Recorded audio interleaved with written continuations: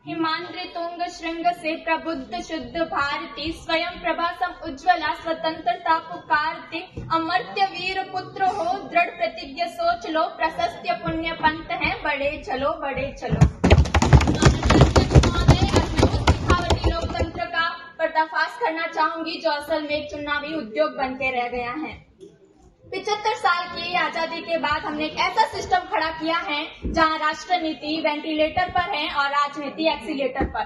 मेरा सबसे पहला और तीखा वार उस काले धन के चक्रव्यूह पर है जिसे बार बार के चुनाव जन्म देते हैं। माननीय अध्यक्ष महोदय, विपक्ष का कहना है लोकतंत्र महंगा है। मैं कहती हूँ नहीं, लोकतंत्र महंगा नहीं, आपके सत्ता की भूख महंगी है। यदि बार बार चुनाव होंगे तो बार बार कॉर्पोरेट से चंदा मांगना होगा और फिर उन ही कॉर्पोरेट्स के लिए नीतियां बनानी होगी। ये क्रोनी कैपिटलिज्म की जड़ है। अगर 5 साल में एक बार चुनाव होंगे तो काले धन का ये प्रवाह रुकेगा और राजनीति भ्रष्टाचार से मुक्त होगी। क्या हम एक स्वच्छ भारत नहीं चाहते? मेरा दूसरा तर्क जो सीधे मेरे और आपके भविष्य से जुड़ा है, युवाओं के सपनों की हत्या।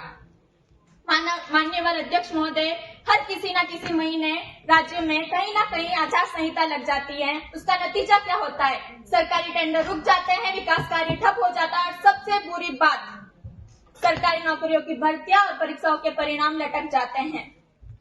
मैं कहना चाहती हूँ, मेरे देश का युवा अपने रोजगार का इंतजार करे या आपके चुनाव खत्म होने का।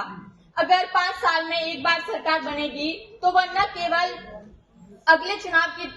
बार बार सिर्फ अगले चुनाव की तैयारी नहीं करेगी, वह नीतिगत निर्णय लेगी और उनका क्रियान्वयन करेगी। आप कंक्लूड करें। मैं अंत में कहना चाहूंगी कि हमारे पास 2 रास्ते हैं। एक तरफ है महंगाई, भ्रष्टाचार और नफरत से भरा बार बार चुनाव का रास्ता और दूसरी तरफ है बचत, विकास और स्थिरता वाला रास्ता, एक चुनाव एक राष्ट्र।